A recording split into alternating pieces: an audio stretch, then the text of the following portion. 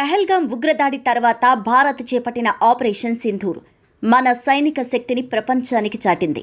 మన ఆయుధాలకు డిమాండ్ కూడా పెరిగింది. ఇక భారత్కు కూడా శత్రువులు పెరిగిపోతున్నారు. పాకిస్తాన్, చైనాతో పాటు కొత్తగా టర్కీ, బంగ్లాదేశ్ కూడా వచ్చి చేరాయి. ఈ నేపథ్యంలో కొత్త ఆయుధాలు, కొత్త టెక్నాలజీని భారత్ సమకూర్చుకుంటోంది. ఈ క్రమంలోనే కొత్త పరిజ్ఞానం భారత రక్షణ అమ్ముల పదిలో చేరింది. భారత్ తన రక్షణ సామర్థ్యాలను మరింత బలోపేతం చేస్తూ ఫోటానిక్ రాడార్ పరిజ్ఞానాన్ని అభివృద్ధి చేసింది.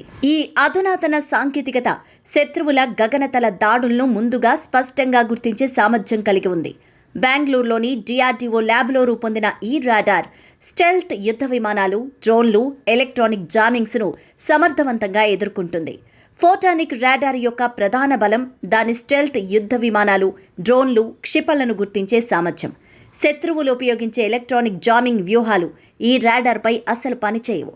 అదనంగా ఇది బహుళ లక్ష్యాలను 3Dలో స్పష్టంగా పరిశీలిస్తుంది.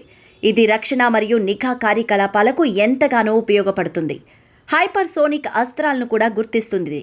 ఇది భారత్కు వైమానిక, క్షిపణి దాడుల నుంచి రక్షణ కల్పిస్తుంది. ఈ సాంకేతికత అమెరికా, చైనా, ఇజ్రాయెల్ వంటి దేశాల సరసన భారత్ను కూడా నిలబెడుతుంది.